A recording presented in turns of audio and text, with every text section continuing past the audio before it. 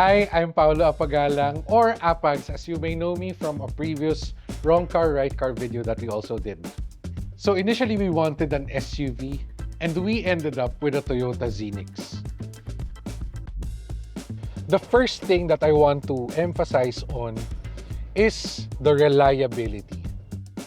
I used to own a Fortuner, so I'm expecting that the parts will be as readily available and it's very easy to approach different casas for whenever I want to get a service. And since this is my first time owning a hybrid, I'm very confident that I will get the same level of satisfaction that I did before. Whether it was my Fortuner or this time now with my hybrid Toyota Zenix, I'm very happy, I'm very excited to keep on driving this unit for many years to come. The second thing that I really like about this car is the efficiency. I want to tell you guys a story.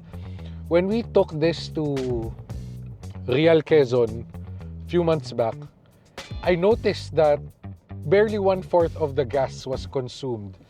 And I think it's because for most of the way, nag-charge siya eh. Nag-charge yung hybrid battery. Before, when I owned an SUV, I would be averaging maybe 8, if you're lucky, maybe 10 kilometers per liter. With this one, I'm averaging closer to 13 to 15 kilometers per liter. Remember that fuel crisis we hit just a few months back? We really saved a lot. Belatedly, I'm just very thankful to have had the opportunity na meron na kami nitong Zenix during that fuel crisis.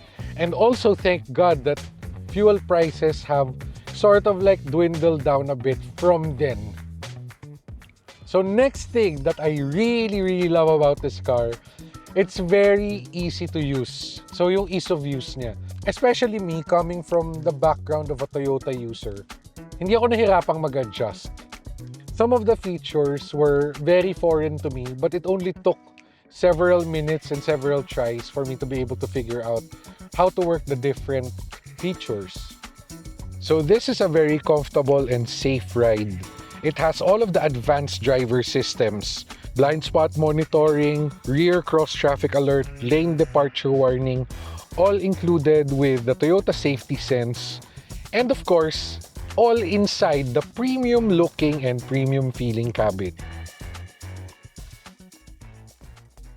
Now that I'm in the Toyota Zenix, I'm starting to realize that it's modern, but at the same time, it stays true to that utilitarian, to that practical purpose. It holds on to those roots.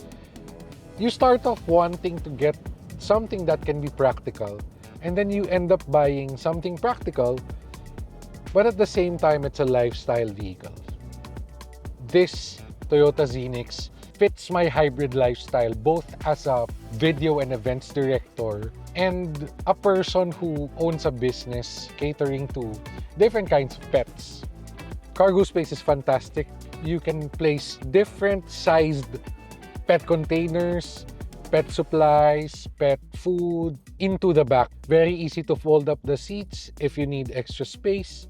And then there's the rear vents, which are also a great addition if you have pets like us. We have 5 small dogs and we can keep them cool for as long as we're driving. So even though the Zenix was a last-minute decision for us, we are very happy with our choice. We're happy with fuel economy, we're happy with the comfortable ride, and we're happy that we have a vehicle that will last us for many years to come. It's a great one-car garage solution for me. I'm happy with my choice.